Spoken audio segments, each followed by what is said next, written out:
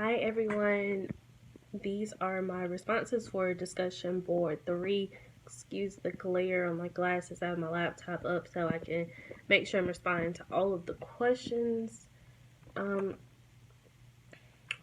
The first one being, what are the two counseling approaches that are based on a wellness model?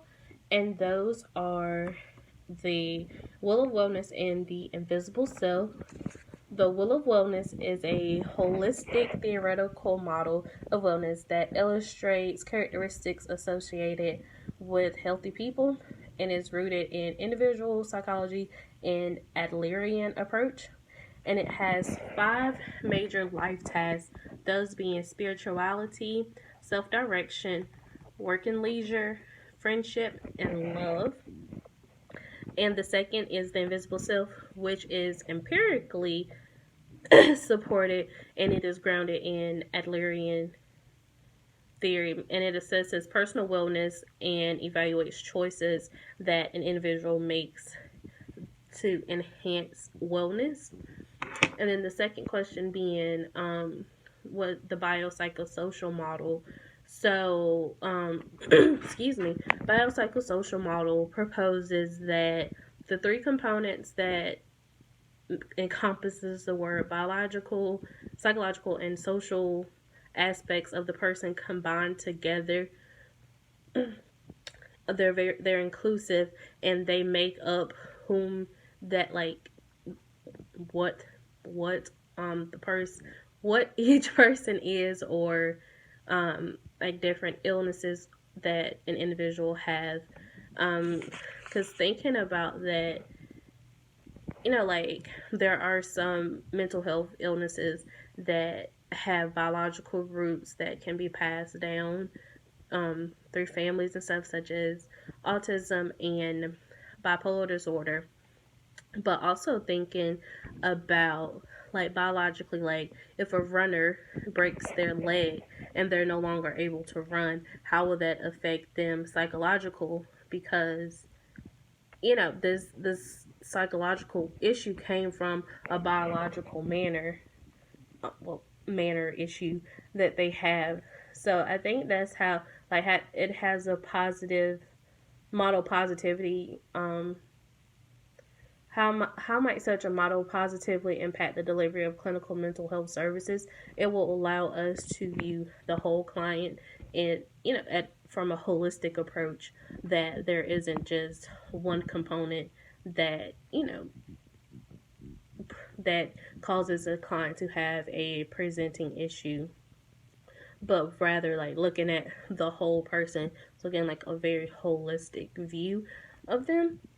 So I think that'll be very important, especially like trying to get to know your clients and making sure you're not misdiagnosing or anything, getting that whole interdisciplinary inclusivity of the biopsychosocial model would very positively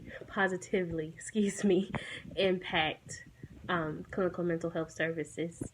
Then moving on to the podcast, defining spirituality and religion. The speaker did a good job.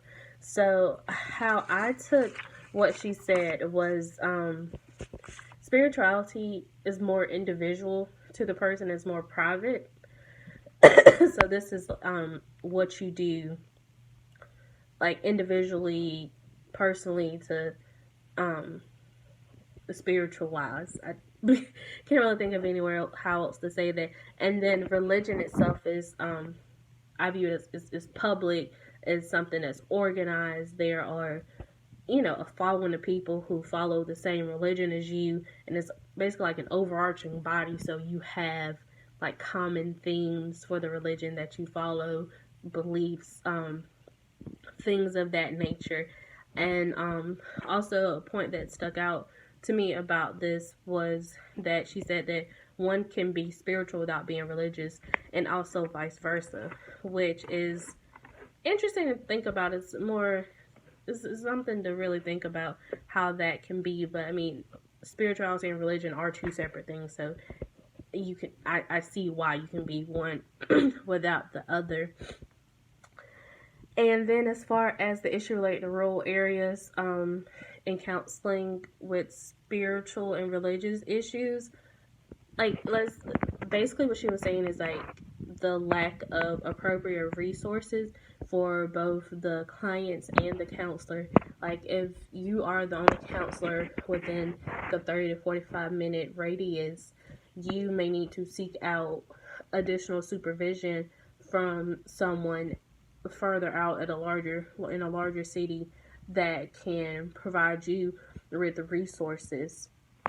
And because accessing appropriate resources is difficult when you're in rural areas, so having to seek out that supervision, then also being able to refer out clients may be difficult because you may have to, refer them out to someone that's out of their reach. So how to I guess to like avoid like having to refer them out, the counselor themselves just receiving that supervision and feedback from someone else who can help them so they can better serve their clients.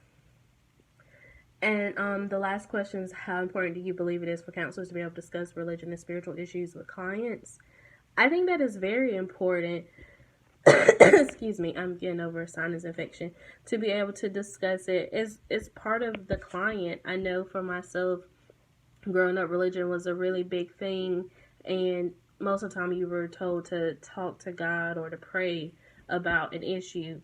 And I mean, these were, issues where people should have been going to receive, professional services from a mental health counselor, but, they were told to pray about it, talk to God. So it is important for you to talk to the client about about their religious and spirituality, because they may already be doing things that may be like their coping mechanism for whatever issue it is that they have that is going on.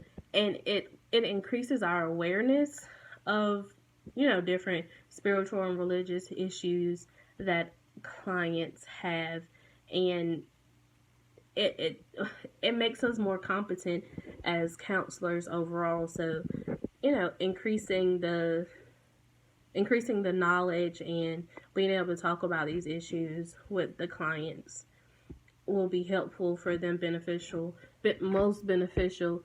And also, because including, like, if they're a very religious or spiritual person, this could be something that you include in their treatment plan to help them out. So it kind of just all goes back to seeing the client as a whole individual, like the holistic approach. I know with the biopsychosocial model, there's one that includes spirituality, but I think it's more like geared towards like end of life choices. So I think that's like really inclusive of like those whole things, because a lot of times religious and spirituality does tend to play a bigger part in people's lives when they are near the end or making end of life decisions. But I also think I would love to know more like about the biopsychosocial model with the spirituality component in regards to just like day-to-day life and like working with clients. So yeah, those are my responses. I look forward to hearing watching everyone else's videos and hearing your responses. Hopefully I don't sound too bad. Like I said, I'm getting over this sinus infection, so trying to wait till I sound a little better, and I think this is the best that we're going to get.